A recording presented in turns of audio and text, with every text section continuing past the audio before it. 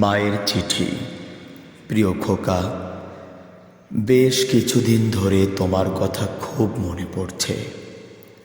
ঘুরে ফিরে কেবল পুরনো দিনের স্মৃতিগুলোই চোখের সামনে ভেসে উঠছে বারবার। তখন সময়টা ছিল বিয়ের প্রায় বছর দেড়েক পর।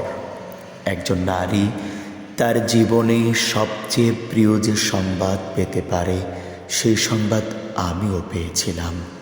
তুমি জানো কি ছিল সেই সংবাদ, যা আমাকে জীবনের পরম আনন্দে ভাসিয়েছিল? সেটা ছিল তোমার অস্তিত্বের সংবাদ। আমাকে বলা হয়েছিল আমার গর্ভে তুমি এসেছ। বাবা আমার, আমি তোমাকে কোনোভাবেই সেই মুহূর্তের কথা বলে বোঝাতে পারবো না। আমার গর্ভে তোমার অস্তিত্বের সংবাদ যে আমাকে কীরকম আনন্দের প্লাবনে ভাসিয়েছে, সেটা তুমি কোনো দিনও বুঝবে না। তারপর অনেকগুলো সপ্তাহ কেটে গেল। আমার শরীরে আস্তে আস্তে পরিবর্তন আসতে লাগলো। শরীরের এই পরিবর্তনের সাথে সাথে আমি ভয়ও পাচ্ছিলাম, কারণ আমি যাই খেতাম তাই বমি হয়ে যেত। প্রচণ্ড দুর্বলতা এসে আমার শরীরে ভর করতে লাগলো। তুমি বড় হওয়ার সাথে সাথে আমার শরীরও দিন দিন বড় হতে লাগলো। আল্লাহর নামে শপথ করে বলছি, তুমি গর্ভে আসার পর আমার শারীরিক দুর্বলতা, অসহনীয় ব্যথা, খেতে বা ঘুমোতে না পারা সত্ত্বেও যতই দিন গড়াচ্ছিল, তোমার প্রতি আমার ভালোবাসা ততই বেড়ে চলছিল। আমার ধ্যান, জ্ঞান, স্বপ্নে সবখানে শুধু তুমি আর তুমি। এভাবে দিনগুলো সপ্তাহ আর সপ্তাহগুলো মাসে পরিণত হতে লাগলো। সময়ের সাথে সাথে পাল্লা দিয়ে আমিও যেন ভারী হয়ে গেলাম। আমি এত বেশি ভারী হয়ে উঠলাম যে কোথাও বেশিক্ষণ দাঁড়িয়ে থাকতে পারতাম না, বেশিক্ষণ হাঁটতে পারতাম না। এরপর এমন একটা সময় এলো যখন আমি চিত হয়ে ঘুমাতেও পারতাম না। কেন জানো? কারণ তোমার ওজন আমার বুকে প্রচণ্ড ব্যথা তৈরি করত। তাই আমি পাশ ফিরে ঘুমাতাম। তবু আমার ভেতরে একটা ভয় কাজ করত। ভাবতাম পাশ ফিরে ঘুমাতে গিয়ে আবার তোমার গায়ে কোনো আঘাত লাগে কিনা, তোমার কোনো ক্ষতি হয়ে যায় কিনা। সারাক্ষণ এই ভয় আমার ভেতরে কাজ করত। এই আশঙ্কা নিয়েই কত রাত আমার নির্ঘুম কেটে গেছে তুমি জানো না। কত বিচিত্র আর ভালো লাগার ছিল সেই প্রহরগুলো। এভাবেই দিন যত যাচ্ছিল, তোমার প্রতি আমার ভালোবাসা তত বাড়ছিল। তোমার প্রতি আমি আরও বেশি মনোযোগী, আরও বেশি যত্নশীল হয়ে উঠছিলাম। তোমাকে একটু ছুঁয়ে দেখার ইচ্ছে আমার তীব্র থেকে তীব্রতর হতে লাগলো। আমি নীরবে কান পেতে শুনতাম তুমি কোনো শব্দ করছো কিনা, নড়াচড়া করছো কিনা। যখনই তুমি নড়ে উঠতে, আল্লাহর কসম মনে হতো আমি যেন তখনই মারা যাব। প্রচণ্ড ব্যথায় আমি কুঁকড়ে উঠতাম। আমি যেন নিজের ভেতর নিজেই গুটিয়ে যেতাম। বিশ্বাস করো, মুখের ভেতর কাপড় গুজে সেই ব্যথা আমি কত শতবার নিজের ভেতরে চাপা দিয়েছি। কাউকে জানতেও দিইনি। কেন জানো? শুধু তোমার জন্য। এরপর একদিন সেই সময়টা এলো, সেই মাহেন্দ্রক্ষণ। সেদিন আমি এমন এক ব্যথা অনুভব করলাম যা আমি এর আগে কখনো অনুভব করিনি। এমন এক ব্যথা যার কারণে আমার মনে হচ্ছিল আমি বুঝি মারাই যাব। ব্যথার পর ব্যথা, চাপের পরে চাপ, সেকেন্ডের পর সেকেন্ড, মিনিটের পর মিনিট। আল্লাহর কসম, সেই সময়টাকে আমার সারা জীবনের মতো দীর্ঘ মনে হচ্ছিল। সেই মৃত্যু সমযন্ত্রণার মধ্যে দিয়ে যখন যাচ্ছিলাম, বিশ্বাস করো তখনও একটিবারের জন্য আমি তোমাকে অভিশাপ দিইনি, এক মুহূর্তের জন্য আমি তোমাকে দোষারোপ করিনি। বরং সে সময়েও আমি এক অন্যরকম আশা আকাঙ্ক্ষা নিয়ে তোমার জন্য অপেক্ষা করছিলাম। তোমাকে একটু ছুঁয়ে দেখার ইচ্ছের কাছে জগতের সকল যন্ত্রণা, সকল ব্যথা যেন পরাজিত হয়ে গেল। অপরিসীম ভালোবাসা, আদর আর মায়া ভর্তি এক হৃদয় নিয়ে আমি তোমার জন্য প্রহর গুনছিলাম। অতঃপর তুমি পৃথিবীতে এলে। সেই সত্তার শপথ, সেই সত্তার যার হাতে আমার প্রাণ, তোমার চেহারা দেখা মাত্রই সকল যন্ত্রণা, সকল দুঃখ ব্যথা যেন নিমিষেই মিলে গেল। এতক্ষণ যে ব্যথা আমার কাছে মৃত্যু সম মনে হচ্ছিল, সেটা যেন কর্পূরের মতো কোথায় উবে গেল এবং আমার দু চোখে ব্যথার যন্ত্রণার যে অশ্রু ঝরছিল, মুহূর্তেই সেটা আনন্দের অশ্রুতে পরিণত হলো।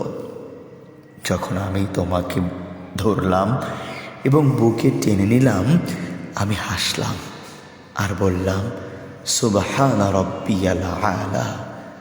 আল্লাহ আমাদের এক মহা আশীর্বাদ দান করেছেন, এক মহা নিয়ামত দান করেছেন।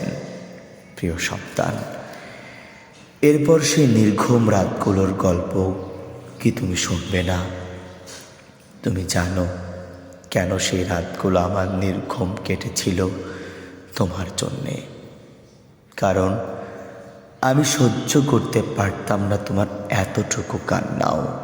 তোমাকে কোলে নিয়ে হাঁটতে হাঁটতে কত রজনী আমি কাটিয়ে দিয়েছি, সে হিসেব আর নাই বা দিলাম তোমায়। দিনের বেলায় তোমার দেখাশোনা করে আমি এত ক্লান্ত হয়ে পড়তাম, আমি এতই ভেঙে পড়তাম যে মন না চাইতেই শরীরটা বিছানায় এলিয়ে দিতাম। কিন্তু যখনই তুমি আমার পাশ থেকে শব্দ করে উঠতে, আমি হুড়মুড় করে উঠে যেতাম। আমি দিক বিদিক শূন্য নয়নে তোমাকে খুঁজে নিতাম। আস্তে আস্তে তুমি বড় হতে লাগলে। যখন তুমি হামাগুড়ি দিতে, আমি সেই দৃশ্য দেখে হেসে কুটি কুটি হতাম। যখন তুমি আমার আঙুল ধরে ধরে হাঁটতে শিখছিলে, তখন আমি মনের ভেতর কি যে এক পুলক অনুভব করতাম, তা তুমি বুঝবে না।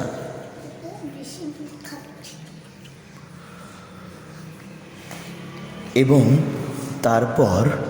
তারপর এমন একটা দিন এলো যা আমার জন্য সত্যি কঠিন ছিল।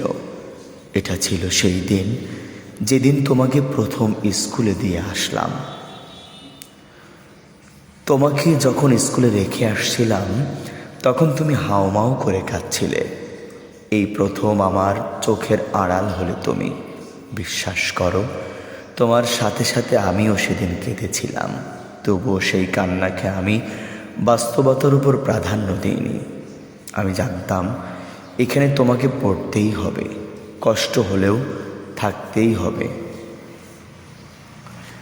এবং এটাই তোমার জন্য উত্তম। তোমার কল্যাণের কথা ভেবে আমি সেদিন আমার আবেগকে নিয়ন্ত্রণ করেছিলাম। এরপর বছরগুলো দ্রুতই কেটে গেল এবং তুমি সেই স্কুলে বড় হয়ে উঠলে। পড়াশোনা শেষে তুমি স্বনির্ভর হলে, নিজের ভালো মন্দ বুঝতে শিখলে, নিজের সিদ্ধান্ত নিতে শিখে গেলে।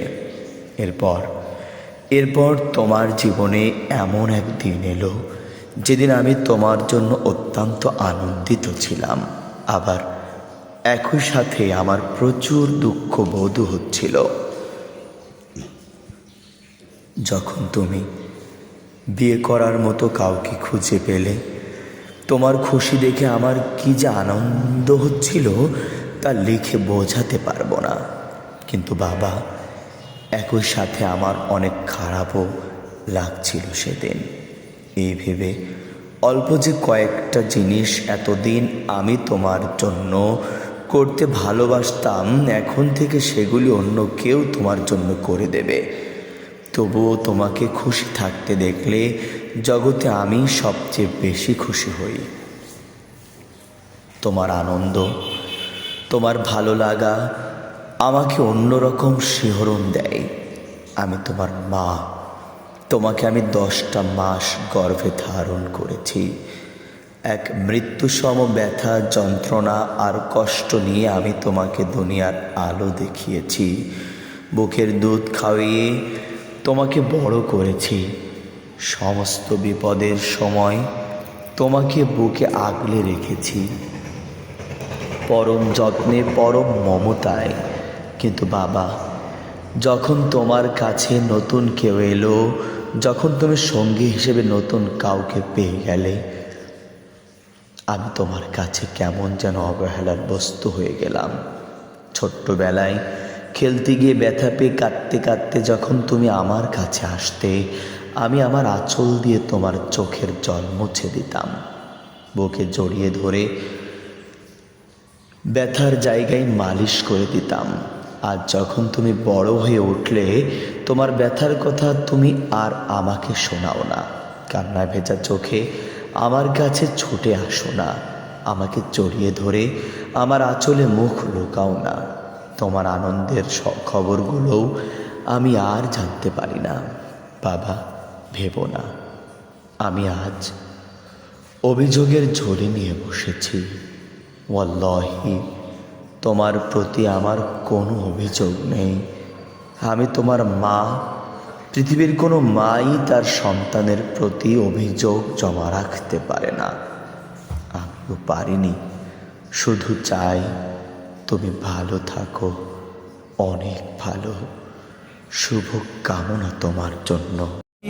مضل قبيح تبختر ترجل بصوت